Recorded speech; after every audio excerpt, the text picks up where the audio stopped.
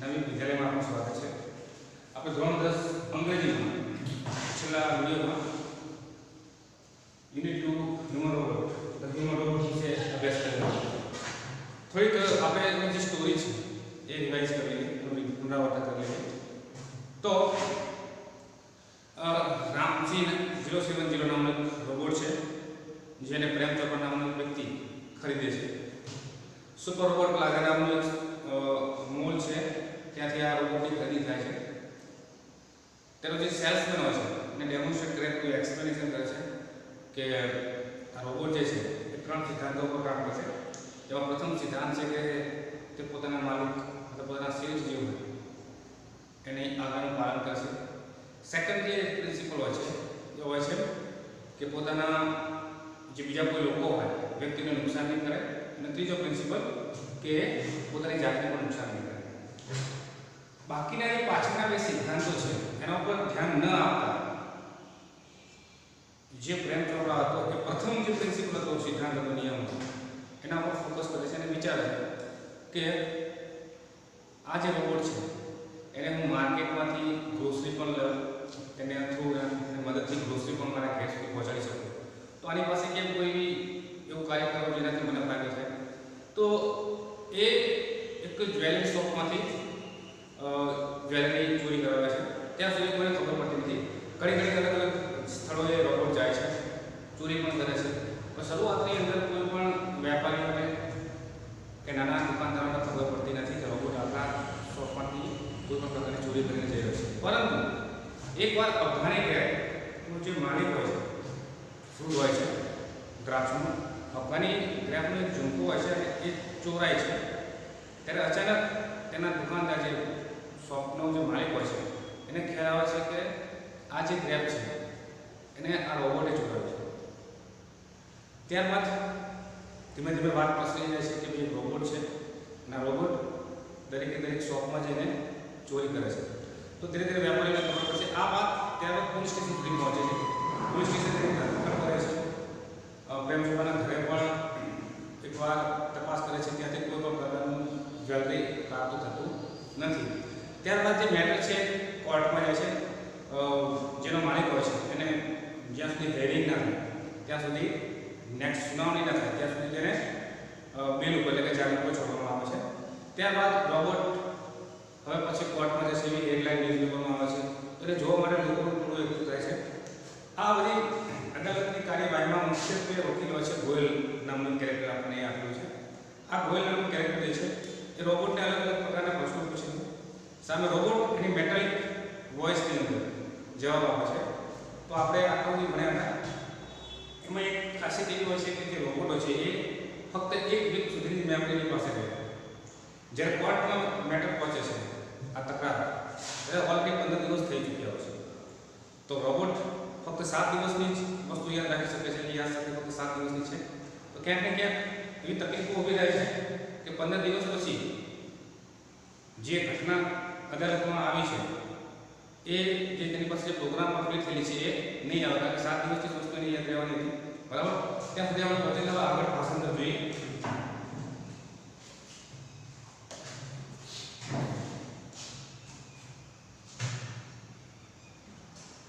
Council page number 18 એટલે 18 પર counsel Goyal stop the tape, મતલબ જે વકીલ જે હતા ગોયલ એમણે જે ટેપ હતી એને રોકી દીધી, સ્ટોપ કરી દીધી। Notice the pause your honour some action is not living, મતલબ રોકાઈને એવું કીધું, પોઝ રોકાયું કે એનું ધ્યાન આપો। યોર ઓનર આપણે જનરલી જજ માટે વર્ડ્સ યુઝ થાય છે। સમ એક્શન ઇઝ નોટ લિવિંગ, અમુક ક્રિયાઓને બહાર પાડવાનું નથી હોતું, એટલે બહાર પાડો, જાહેર કરો। કેમ આવું કે છે? કારણ કે ગોયલ જે વકીલ હોય છે એ રોબોટને સવાલ પૂછે છે, એના ઉત્તર જે આવશે જવાબ, એમાં જવાબની અંદર પૂરેપૂરી માહિતી આવતી નથી, કારણ કે રોબોટ છે એની મેટાલિક વોઇસમાં તો કટકે કટકે જવાબ આપે છે। આપણે જોયું વોટ આર ધોઝ ઇન્સ્ટ્રક્શન, મતલબ એવો સવાલ પૂછે કે તમને કેવા પ્રકારની સૂચનાઓ મળી હતી? હુ ગેવ ધીસ ઇન્સ્ટ્રક્શન, તેના સૂચનાઓ કોણે આપી હતી? એટલે ચોરી કરવા માટે બોલા છે। એક ક્વેશ્ચન રામસિંહ 070, તેને જે રોબોટ રામસિંહ 070 હતો તેને પૂછ્યા information not to be revealed he responded robot એવો પ્રતિસાદ આપ્યો એવો જવાબ આપ્યો કે માહિતી બહાર પાડવાની છે નહીં બટ વાય પરંતુ શા માટે રોબોટ ડુ નોટ ડિસઓબે માસ્ટર એવો નિયમ હતો ને આપણે આગળ વાત રોબોટ જે છે એ પોતાના શેઠનો પોતાના માલિકનો અનાદર કરશે નહીં તેની આજ્ઞાનું પાલન કરશે જ several people who have suffered losses will be harmed if these instructions are not reported मतलब several કેટલા થોડા people मतलब લોકો who have suffered losses will be harmed if these instructions are not reported જે આ સૂચનાઓ આપી એ બહાર પાડવામાં નહીં આવે તો જે લોકોને નુકસાન થયું છે એ લોકો જે લોકોને પોતાના માલ સામાનનું નુકસાન થયું છે એને એ બહાર નહીં પાડવામાં આવે તો શું છે નુકસાન વેઠવું પડશે જો બહાર આવી જાય તો ખબર પડી જાય કે આ વખતે ચોરી કરી છે તો એની જે કે ભરપાઈ હોય જે તે વ્યક્તિ જે પકડાય અને ભરવી પડે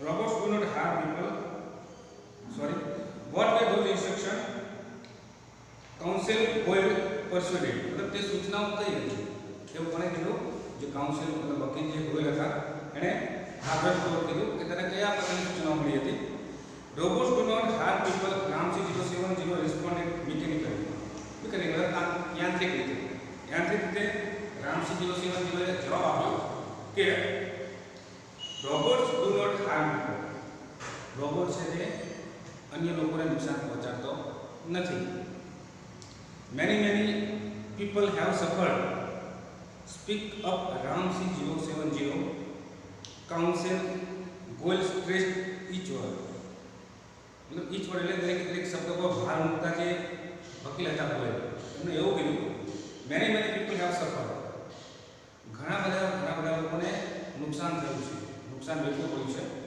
સ્પીક અપ Ramsey 070 मतलब Ramsey 070 તું બોલ જવાબ આપ કે તને કયા પ્રકારની સૂચના મળી હતી ને સૂચનાઓ કોણે આપી હતી No Ramsey Prem Chopra shouted nervously but the judge warned keep quiet તો જે અદાલતનો જે કોર્ટનો માહોલ હતો એમાંથી સામે તેનો જે માલિક હતો પ્રેમ ચોપરા એને શું કીધું નો રામસી નહીં પ્રેમ ચોપરા shouted nervously એકદમ નિરાશાપૂર્વક એને બૂમ પાડીને કીધું કે રામસી તો માહિતી બહાર પાડતો નહીં બટ ધ જજ વોર્નિંગ કોર્ટની અંદર કોઈ વ્યક્તિ વચ્ચે ડિસ્ટર્બ કરે ત્યારે જજ ઓર્ડર આપવાનો એમને હક હોય છે તો એ હક આપ કહે છે ચેતવણી આપે છે કીપ ક્વાઇટ તું શાંત થઈ જાય કમ ઓન Ramsey 070 જજ સે જજે કહ્યું તું જવાબ આપ Ramsey 070 jerk his head left jerk એટલે ધીમે પોતાનું માથું હલાવવું તો શું કર્યું તેણે Ramsey ધીમે પોતાનું માથું આમ ફેરવ્યું then right towards the judge then right मतलब કઈ બાજુ પહેલા ડાબી બાજુ માથું ફેરવ્યું પછી જમણી બાજુ જે જજ હતા ન્યાયાધીશ હતા તેમના તરફ માથું ફેરવ્યું A clicking sound indicated the hampering of running taps and jamming of the motion signals.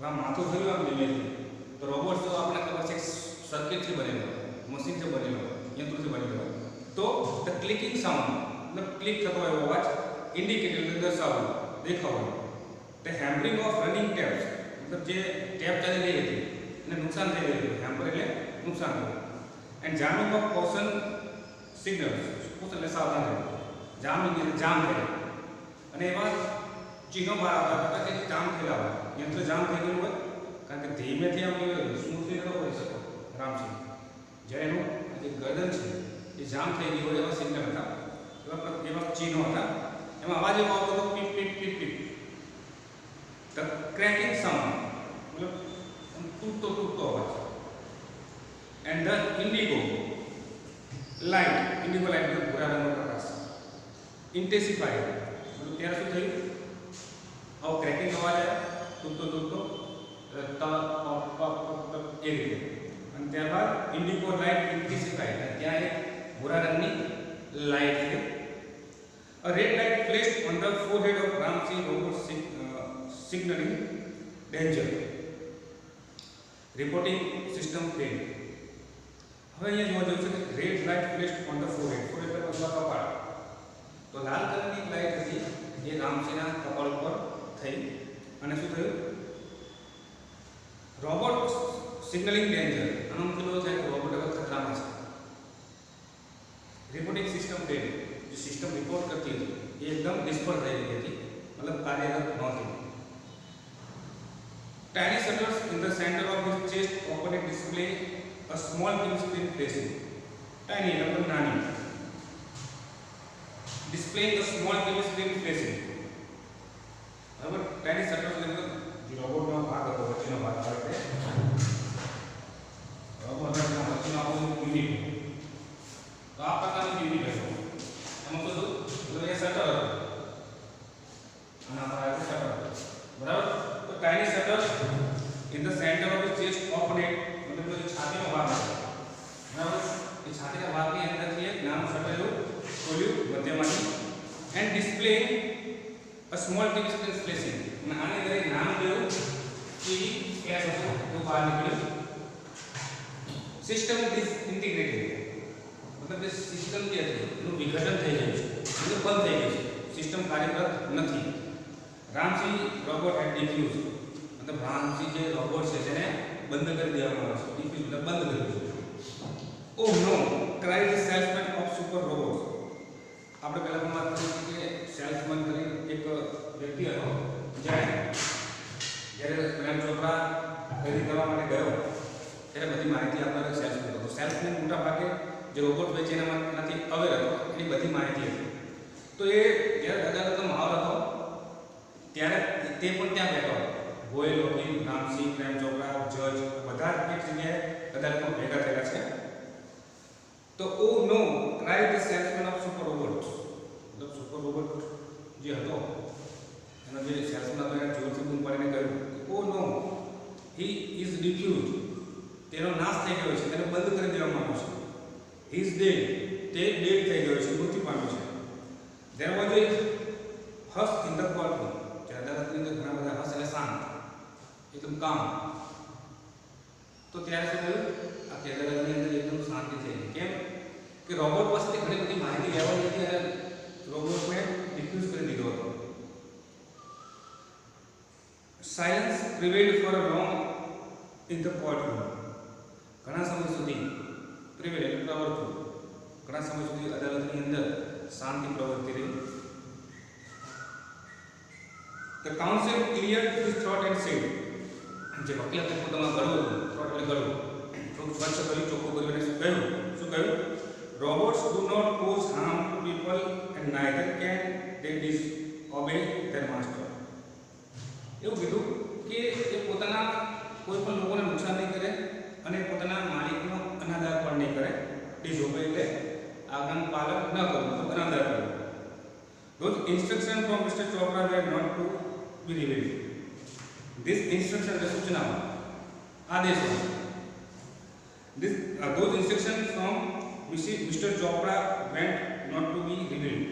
આ જે સૂચનાઓ છે એ પ્રેમ ચોપરા દ્વારા આપવામાં આવી હતી કે માહિતી બહાર પાડવી નહીં. That could have been injurious to his own existence, a threat to the robot's life. એમાં એવું કહેવામાં આવે છે કે they could have been injurious to his own existence. Existence મતલબ અસ્તિત્વ, પોતાની જે જીવનની હયાતી હોય છે. એટલે કે કદાચ એવું બની શકે કે પોતે પોતાના અસ્તિત્વનો નાશ કરે. પણ રોબોટ એક તો લોકોને નુકસાન નહીં કરવાનું, બીજું પોતાના માલિકનો અનાદર કરે એવો એક નિયમ હતો. અનાદર નહીં કરવાનો, મતલબ આજ્ઞાનું પાલન કરવાનું એવો એક નિયમ હતો. તો તે could have been injurious to his own existence. તે પોતાની જાતને કદાચ નુકસાન પહોંચાડી શકે. પણ robot a threat to the robot's life, મતલબ જે રોબોટની જીવન હતું એના માટે હવે પડકારવું હતું. કેમ? એક બાજુ એવું હતું કે પોતાના માલિકની આજ્ઞાનું પાલન કરવું, મતલબ એની આજ્ઞા શું હતી કે માહિતી બહાર પાડવી નહીં. બીજી બાજુ શું હતું કે અન્ય લોકોનું નુકસાન પણ ના થવું જોઈએ. તો અહીંયા તે ધર્મ સંકટમાં હતો. તો એને શું કહ્યું કે હું મારું જાતે જ પોતાનું અસ્તિત્વનો નાશ કરી દઉં, હું જ ડિફ્યુઝ થઈ ગયું. હવે આગળ જોઈએ આપણે. ઇફ હી રિવીલ્ડ ધેમ, તો તે માહિતી બહાર પાડશે તો he would disobey his master. મતલબ એવો થાય કે તેણે પોતાના માલિકની આજ્ઞાનું પાલન કર્યું નથી. કેમ? કે તેના માલિક એવો આદેશ આપ્યો કે તારે માહિતી બહાર પાડવાની છે નહીં. he would harm others. અને જો તેવું નહીં કરે માહિતી બહાર પાડશે નહીં પાડે તો શું થશે? he would harm others, તો બીજા લોકોને નુકસાન થશે. તો બંને વચ્ચે કન્ફ્યુઝ હતી, બંને નિયમોનું એને પાલન કરવાનું. this conflict brought Ramses end. અને આ તકલીફના કારણે, આ ધર્મ સંકટના કારણે, આ સંઘર્ષના કારણે, કમ્પ્લીટ મતલબ સંઘર્ષ, આ કરવું કે ના કરવું ના કારણે શું થયું? રામસીસ એન્ડ. અને આના કારણે રામસીનો એટલે કે રોબોટનો અંત આવ્યો. he chose to break apart rather than to tell a lie, hurting human beings or becoming unfaithful. લોકોને નુકસાન પહોંચાડવું, કોઈ પણ વ્યક્તિ વચ્ચે બિન વફાદાર બનવું કે ખોટું બોલવું, એના કરતાં પોતાની જાતને જ નાશ કરી દેવું, પોતાની જાતને જ ખતમ કરી દેવાનો નિર્ણય પસંદ કર્યો, ચૂઝને પસંદ કર્યો. traces of pain and depressions mark the council's face. હવે જ્યારે કોર્ટની અંદર વિટનેસ બોક્સમાં રામસી હોય તો પોતાની જાતને જ યુઝ કરી દીધું જાતે જાતે. તો શું થયું? traces of pain મતલબ દુઃખના પ્રતીકો, ચિહ્નો, એન્ડ ડિપ્રેશન મતલબ ઉદાસ થયું, ચિંતામાં આવ્યું, ચિંતા થયું. માર્ક ધ કાઉન્સિલ ફેસ, જે વકીલ હતા એને ચહેરા પર શું હતું? ચિંતા તો થઈ ગયો હતો અને મતલબ દુઃખના પ્રતીક દેખાતા હતા, દુઃખી થઈ લાગતો હતો. The judge pondered for a while and proclaimed, મતલબ થોડો જજ જે હતા ન્યાયાધીશ એને થોડો વિચાર કર્યો, pondered થોડો સમય માટે વિચાર કર્યો, and proclaimed અને જાહેર કર્યું. શું કર્યું? The court declares Prem Chopra guilty for theft એટલે ચોરી. જે પ્રેમ ચોપરા છે એને તેને જે નુકસાન પહોંચાડ્યું છે ચોરી કરીને લોકોને, એને જે પાપ કર્યું છે એના માટે તેને શું કરવામાં આવે છે? તો court declares Prem Chopra guilty for theft મતલબ એને ગુનેગાર સાબિત કરે છે. અને જે ચોરી કરી છે એના માટે પ્રેમ ચોપરાને કોર્ટ જે છે ગુનેગાર જાહેર કરે છે. The council picked up his file and with a bow left the courtroom. The council the વકીલ જે હતા પોતાની ફાઇલ પકડી અને થોડુંક નીચે નમી ગઈ, બો લેફ્ટ ડાબી સાઈડ ધ કોર્ટરૂમ, અને જે કોર્ટરૂમ હતો એને છોડી દીધો. ફરીથી એકવાર આપણે જોઈએ તો અહીંયા આ પાઠ પૂરો થાય છે. બરાબર, પાઠ બહુ જ પરીક્ષાની દ્રષ્ટિએ મહત્વનો છે. પરીક્ષાની અંદર આ યુનિટમાંથી શોર્ટમાં પણ આવે છે તો હ્યુમન રોબોટ. બરાબર, તો ક્યાંક ને ક્યાંક આપણે તૈયારી સારી રીતે કરવાની છે. પાઠ આમ જોવા જઈએ તો બહુ સરળ છે અને એક સ્ટોરિકલ છે, એટલે આ વાર્તા જેવો પાઠ છે.